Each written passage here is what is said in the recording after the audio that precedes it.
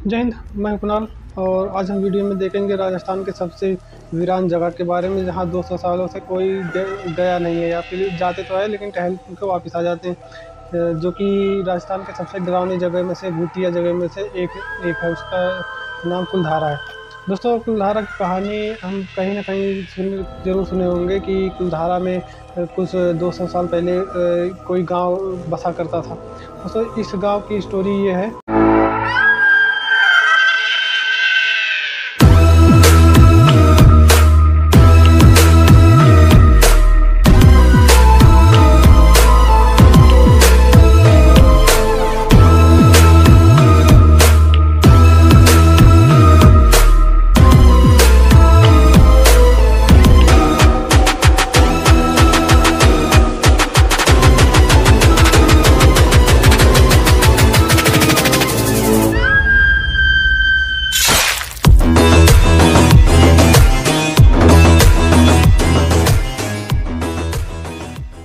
तो दोस्तों, गाँव की स्टोरी ये है कि हम कहीं ना कहीं ये देखे हैं, सुने हैं कि ये सबसे भूतिया जगह है। कुछ साल पहले, 200 साल पहले, जब यहाँ के राजा जो था वो अपनी प्रजा पे बहुत ज़्यादा क्रूर शासन करता था, एक्स्ट्रा टैक्स लेता था लोगों से।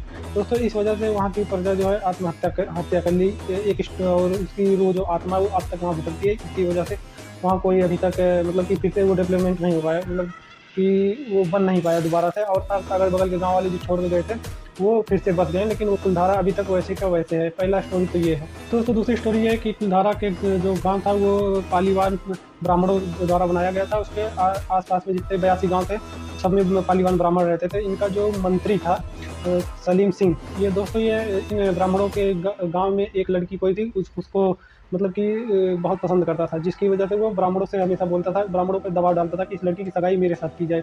और गाँव वाले इसके बिल्कुल खिलाफ थे। तो दोस्तों, ये एक बार गांव में आया और सारे ब्राह्मणों के सामने ये बात रखी कि अगर ये इस लड़की को अगले पूर्णिमा तक मुझसे निकाह नहीं करवाते या मेरे हवाले नहीं करते तो मैं पूरे गांव में आक्रमण कर दूंगा और किसी को नहीं छोड़ूंगा। उसके बाद इस लड़की को ले जाऊंगा। तो दोस्तों, इसके आसपास के गांव थे जो 82 गांव, सब ने मिलकर एक मीटिंग या बैठक पहले कर रहे थे, बैठक की है। और उसमें फैसला लिया कि वो सब आज रात ही रात गांव छोड़ के चले जाएंगे सब।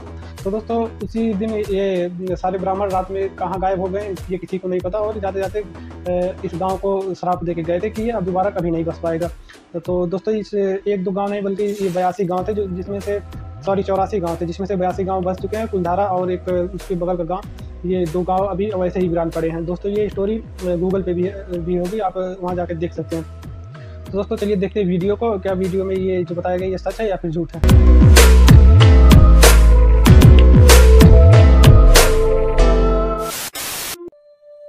हमारे देश भारत की पारंपरिक जमीन में कई ऐसे राज दफन हैं जो कई सालों बाद आज भी अनसुलझे हैं।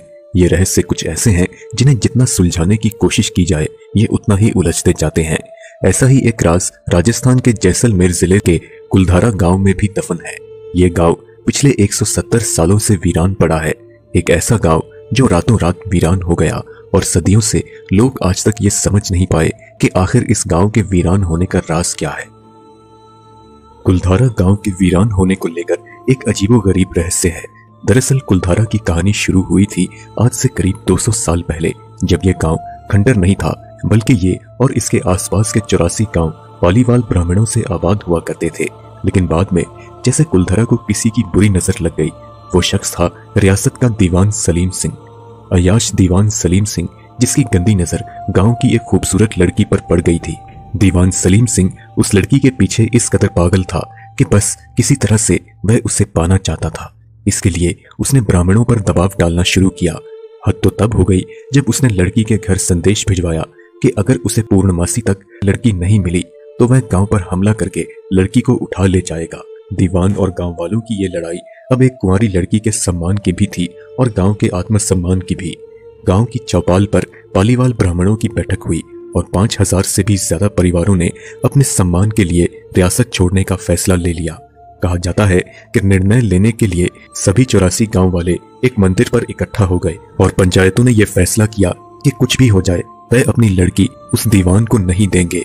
अगली शाम कुलधारा कुछ यूं वीरान हुआ कि आज परिंदे भी उस गांव की सरहदों में दाखिल नहीं होते। कहा जाता है कि गांव छोड़ते वक्त उन ब्राह्मणों ने उस जगह को श्राप दिया था। आपको बता दें कि बदलते वक्त के साथ 82 गांव तो दोबारा बन गए, लेकिन 2 गांव कुलधारा और खाबा तमाम कोशिशों के बाद आज तक आबाद नहीं हुए हैं। ये गांव आर्कियोलॉजिकल सर्वे ऑफ इंडिया के संरक्षण में है, जिसे दिन की रोशनी में सैलानियों के लिए खोल दिया जाता है। कहा जाता है कि ये गांव आत्माओं के कब्जे में है। टूरिस्ट प्लेस में बदल चुके कुलधारा गांव घूमने आने वाले लोगों के मुताबिक यहाँ रहने वाले पालीवाल ब्राह्मणों की आहट आज भी सुनाई देती है। उन्हें वहां हर पल ऐसा अनुभव होता है कि कोई उनके आसपास चल रहा है। बाजार के चहल पहल की आवाजें आती हैं, महिलाओं के बात करने और उनकी चूड़ियां और पायलों की आवाज हमेशा ही आती रहती है। प्रशासन ने इस गांव की सरहद पर एक फाटक बनवा दिया है, जिसके पार दिन में तो सैलानी घूमने आते रहते हैं, लेकिन रात में इस फाटक को पार करने की कोई हिम्मत नहीं करता। कुलधारा गांव में एक मंदिर है जो आज भी शराब से मुक्त है। एक बावड़ी भी है जो उस दौर में पानी पीने का जरिया था। एक खामोश गलियारे में उतरती कुछ सीढ़ियां भी हैं। कहते हैं कि शाम ढलने के बाद अक्सर यहाँ पर कुछ आवाजें सुनाई देती हैं। लोग मानते हैं कि वो आवाज 18वीं सदी का वो दर्द है जिनसे पालीवाल ब्राह्मण गुजरे थे। गांव के कुछ मकान हैं जहां रहस्यमय परछाइयां अक्सर नजरों के सामने आ जाती हैं। दिन की रोशनी में सब कुछ इतिहास की किसी कहानी जैसा लगता है, लेकिन शाम ढलते ही कुलधरा के दरवाजे बंद हो जाते हैं और दिखाई देता है तो बस रूहानी ताकतों का एक रहस्यमय संसार। लोग कहते हैं कि रात के समय यहाँ जो भी आया वह हादसे का शिकार हो गया। साल 2013 में दिल्ली से इंडियन पैरानॉर्मल सोसाइटी की टीम कुलधारा गांव में एक रात बिताने आई थी। टीम का कहना था कि यहाँ पर कुछ ना कुछ असामान्य जरूर है। शाम के समय उनका ड्रोन कैमरा आसमान से गांव की तस्वीरें ले रहा था, लेकिन उस बावड़ी के ऊपर आते ही वो कैमरा जमीन पर आ गिरा, जैसे वहां कोई था जिसे वो कैमरा मंजूर ना हो। ये सच है कि कुलधारा से हजारों परिवारों का पलायन हुआ। ये भी सच है कि कुलधारा में आज भी राजस्थानी संस्कृति की झलक मिलती है। पैरानॉर्मल सोसाइटी के उपाध्यक्ष अंशुल शर्मा ने यह बताया कि उनके पास घोस्ट बॉक्स नाम का एक डिवाइस है, जिसके माध्यम से वह आत्माओं से बातें कर सकते हैं। उनकी टीम ने कुलधारा जाने के बाद ऐसा ही किया।